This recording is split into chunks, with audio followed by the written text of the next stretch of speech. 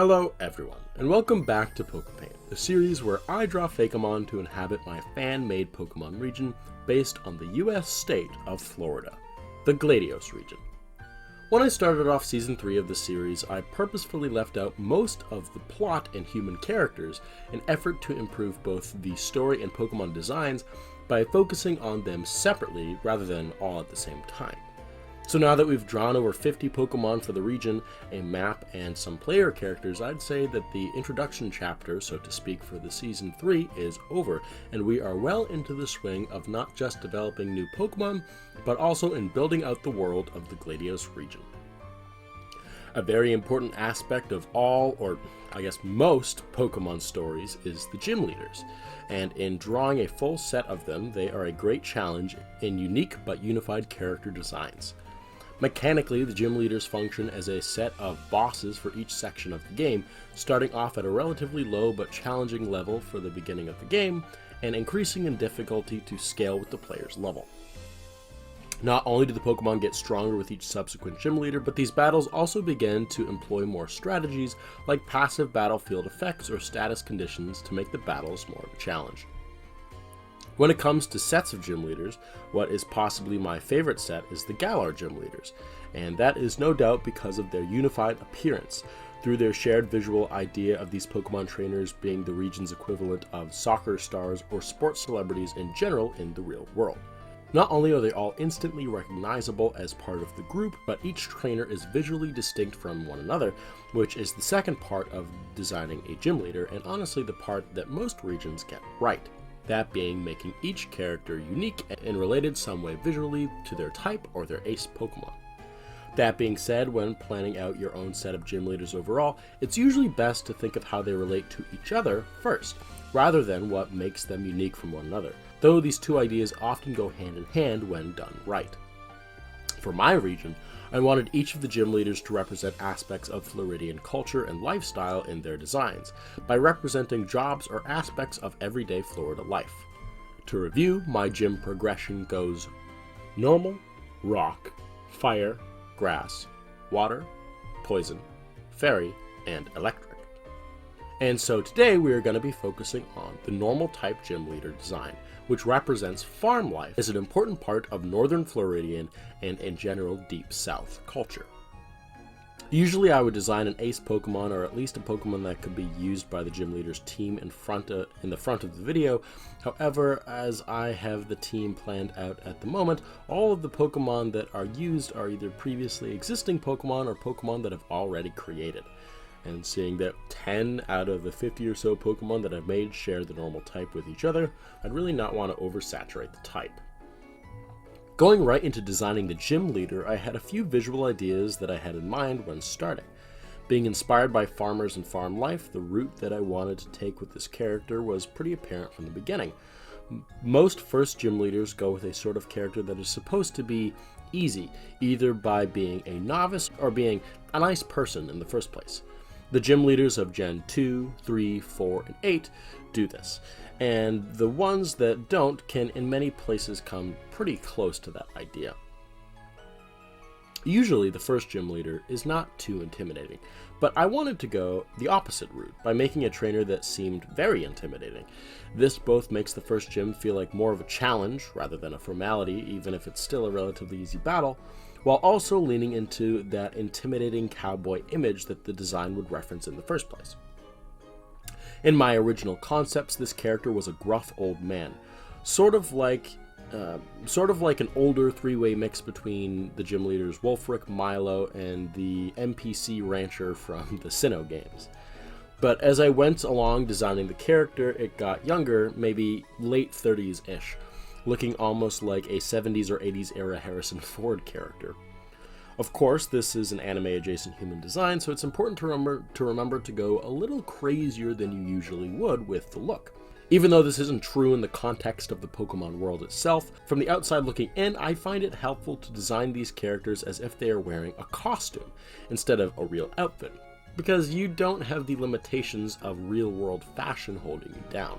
The cartoonish mustache and the unrealistically low-cut shirt are examples of this, being over-the-top exaggerations of the cowboy aesthetic and how it's supposed to look. Later on, I'd add a big, shiny belt buckle, common in these types of designs, and also considered for some time adding a whip as an accent piece.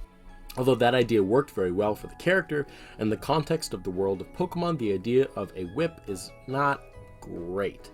So I decided to forego the idea with an accent piece that visually conveyed the same idea without communicating the implied cruelty. I settled on turning the whip into some sort of Pokeball storage belt loop device, like what can be seen on the Galar gym leaders.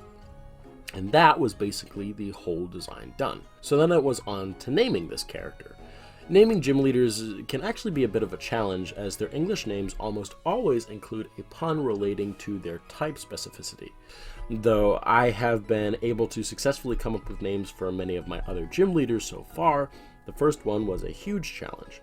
A normal pun, like with gym leaders Norman or Lenora, didn't fit super well with the character, at least not with the ones that I tried, so I went for a farming pun and decided to name this character after a grain silo, giving him the name Silon, spelled both to emphasize the reference to grain silos, but also to give him a distinct difference from an existing character in the universe with the same name.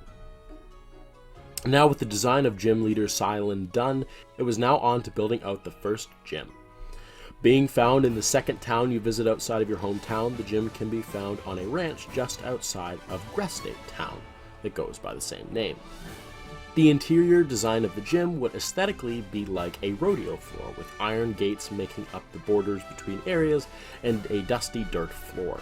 The puzzle would be similar to the Gym 1 Galar puzzle, where you herded Wooloo, but I'd say this time you'd be herding a Pokemon like Mareep, just to make it more unique. Trainers in this gym would use mostly normal type Pokemon due to their themed specificity, but also they would use other themed Pokemon that make sense for this area of the game. These Pokemon include Puddle, Kukapi, Chippet, Hibiscus, Togepi, Sunkern, and Mareep. After solving the puzzle and defeating the gym trainers, who wouldn't be too difficult I'd imagine at this point in the game, you would be able to battle the gym leader Silon and his normal type Pokemon. I've thought of the idea of my game concept having two difficulty modes like in Black and White 2, and as such the gym team would change slightly based on which one was selected. In normal mode, he would send out his lead Puddle at level 12 with the ability Damp. Puddle would have Pound and Mud Slap as early stab, and Growl to decrease your attack. After Puddle would be Silon's ace Pokemon Tauros at level 15 with the ability Intimidate. Limited to its low level up moves and HM moves, Tauros would have Tackle for stab and Assurance, which is a stronger dark type move that doesn't have too much early game use. But if somehow you end up inflicting yourself with damage earlier on in the turn, it can hit for double the damage. Payback is another dark type move to disincentivize you from using your healing items, and Workup is to increase its already relatively high attack stat. So if you don't take out this Tauros quick, you'll probably end up fighting a Pokemon with a way higher damage output than expected, which may cost you the battle. In challenge mode, these two Pokemon stay the same, except Puddle is level 13 and Tauros is level 16. Tauros' Tackle Stab would also be replaced with the higher damage output move Horn Attack, which yes is currently learned by Tauros at level 20, however impossible moves are definitely not unheard of in existing gym leaders of the past. And I could also say that the level up moveset would be different for Tauros and Gladios, as most level up movesets do change almost in every single generation. There would be a third addition to the team in this mode between Puddle and Tauros, that being Chippet at level 13 with the ability Pickup, which doesn't really come into play here. It has the moveset Super Fang to inflict half of your total HP worth of damage right out of the gate, and Thief to steal any held items, and Swagger to confuse you. This final move would optimally for Silon be a setup move for Tauros, so that there would be a chance that Assurance could hit for double. So if you defeat Tauros and the rest of his team, you would have beaten the first gym and earned yourself your first badge. Alongside your badge, all Pokemon up to level 25 would listen to you, and you would be rewarded with the TM4 Workup. I hope you liked both my design for the first gym leader and how I presented him and his gym team layout. These teams and moves are not all set in stone, although they're pretty much how I imagined that they would stay up till the end. But after I finish all the designs for the series, I do plan to go back and do a video about the uninterrupted story of the region, where all of this information again would be presented as it would be throughout the story. Tell me your thoughts for the first gym and about what predictions you have for future gyms in the comments below. We are well into the swing of designing gym leaders and their teams now, so in the next episode you can expect to see the second gym leader's design alongside her new ace Pokemon and her team. Thank you as always to my patrons whose contributions to the channel and its projects mean the absolute world to me. Special thanks to STE and Alan Michael White for your support. And if you want to join them in their support of Pokepaint and series like it, you can do so by getting perks like early access to all of my videos over on Patreon. The link is in the description. But that'll do it for now, so as always, thank you for watching. If you liked this video, then leave a like, and if you want to see more like it, then subscribe, and turn on the bell to get notified when I upload next.